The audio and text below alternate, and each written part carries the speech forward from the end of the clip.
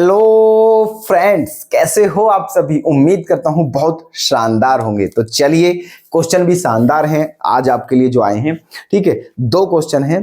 ठीक है, छोटे छोटे क्वेश्चन हैं लेकिन क्वेश्चन बेहतरीन हैं। बहुत चांस होते हैं ऐसे क्वेश्चंस में गलती होने की। ठीक है, 1 मार्क्स में ही आएगा। ये अगर आता है तो ये भी 1 मार्क्स में आएगा, ये भी 1 मार्क्स में आ सकता है। ठीक है, हाँ, ऐसा हो सकता है कि ये दोनों एमसीक्यू की फॉर्म में भी आ सकते हैं और ये वेरी शॉर्ट के फॉर्म में भी आ सकते हैं। ठीक है, जैसे वेरी शॉर्ट है। ठीक है, कोई ऑप्शन नहीं दिए, ये फिल करने हैं आपको, अपनी तरफ से सोचना है क्या आना है। ठीक है, ऐसा ही ये है। और ये एमसीक्यू में भी पूछे जा सकते हैं। तो बढ़िया क्वेश्चन है, बेहतरीन। अभी तक नहीं आए हैं लेकिन आ सकते हैं, बहुत ज्यादा चांस है। ओके, चलिए देख लेते हैं क्या है। फर्स्ट क्वेश्चन क्या है, if the feasible region for a LPP is dash then the optimal value of the objective function z equals to इतना मे और मे नॉट एग्जिस्ट। समझिए आप, कहा है कि मतलब एक फीजेबल रीजन है।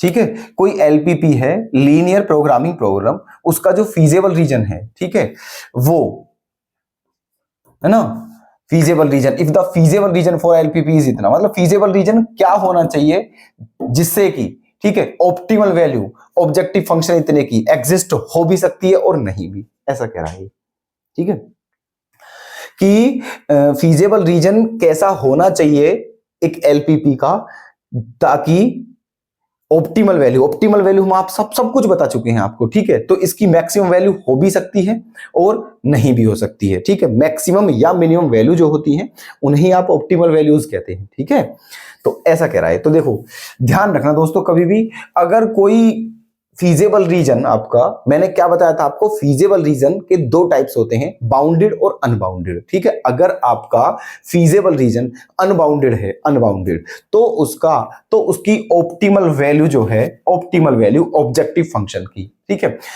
एग्जिस्ट हो भी सकती है और नहीं भी। एग्जिस्ट का मतलब है ठीक है, उसका अस्तित्व हो भी सकता है और नहीं भी। ठीक है, कभी कभी ऐसी कंडीशन भी बनती है, ठीक है, कि उसकी ना ही तो मैक्सिमम वैल्यू होती है ऑब्जेक्टिव फंक्शन की, ना ही मिनिमम वैल्यू होती है। ठीक है, तो उसी केस की बात कर रहा है। ठीक है, कि कोई ऑप्टिमल वैल्यू जो है वो एग्जिस्ट हो भी सकती है ऑब्जेक्टिव फंक्शन की और नहीं भी। तो उसके लिए जो आपका फीजेबल रीजन है वो कैसा होना चाहिए, अनबाउंडेड। तो यहां पर आपका जो आंसर आ जाएगा वो क्या आएगा दोस्तों, अनबाउंडेड।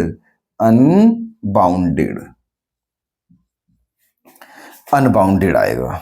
ठीक है, ये तो अगर आपका फीजेबल रीजन अनबाउंडेड है तो वहां पर जो आपका ऑब्जेक्टिव फंक्शन है उसकी ऑप्टिमल वैल्यू एग्जिस्ट हो भी सकती है और नहीं भी।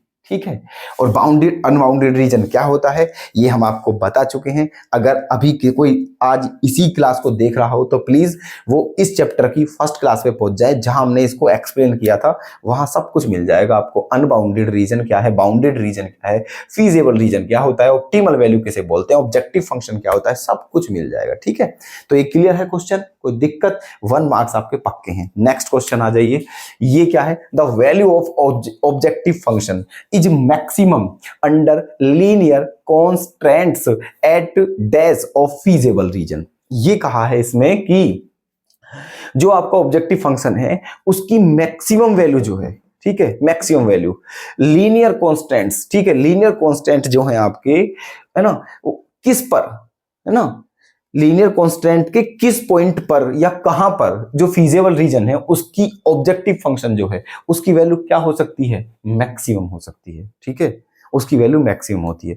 तो दोस्तों ध्यान रखें, ठीक है, जो आपका फीजेबल रीजन होता है, क्या होता है फीजेबल रीजन, मान के चलो ये है, ठीक है, ये आपकी पहली लाइन है, ये आपकी दूसरी लाइन है। ओके, और ये आपका क्या है, ये आपका फीजेबल रीजन है। समझना ध्यान से, ये वाला ऐसे, ये तो इसके 3 कोऑर्डिनेट आ गए, 1 2 3, तो इसके 3 कॉर्नर पॉइंट हैं। क्या है ये तीनों कॉर्नर पॉइंट, ठीक है, और ये फीजेबल रीजन के क्या है, कॉर्नर पॉइंट है, वर्टेक्स कह सकते हैं। ठीक है, ये फीजेबल रीजन के क्या है, वर्टेक्स हैं। तो अगर कोई फीजेबल रीजन है तो वहां पर जो ऑब्जेक्टिव फंक्शन है उसकी मैक्सिमम वैल्यू उस फीजेबल रीजन के जितने भी कॉर्नर पॉइंट हैं किसी भी पॉइंट पर मैक्सिमम हो सकती है। समझना मेरी बात, जो फीजेबल रीजन है उसके किसी भी कॉर्नर पॉइंट पर किसी भी वर्टेक्स पर उस ऑब्जेक्टिव फंक्शन की वैल्यू मैक्सिमम हो सकती है। ठीक है, तो यहां पर आंसर क्या आ जाएगा आपका, एट एनी वर्टेक्स। क्या आ जाएगा आपका आंसर, आंसर क्या आ जाएगा भाई, एट तो है ही एनी वर्टेक्स, एनी वर्टेक्स। कोई दिक्कत, तो ये आपका क्या फिल हो जाएगा, एनी वर्टेक्स, मतलब जो आपका फीजेबल रीजन है उसके जो किसी भी कॉर्नर पॉइंट पर या किसी भी वर्टेक्स पर जो आपका ऑब्जेक्टिव फंक्शन है उसकी वैल्यू मैक्सिमम हो सकती है। ठीक है, क्लियर। तो ये थे आपके दोनों क्वेश्चन, मस्त क्वेश्चन थे।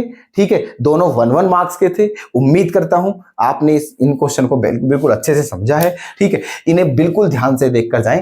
ऐसे क्वेश्चन बहुत मतलब आते हैं और ये इनमें हम फंसते हैं दोस्तों। ठीक है, ऐसे क्वेश्चंस में ही ज्यादातर फंसते हैं। ठीक है, तो बिल्कुल फंसना नहीं है, पार जाना है दोस्तों, बिल्कुल तरीके में, समझ गए। ठीक है, चलिए, धन्यवाद।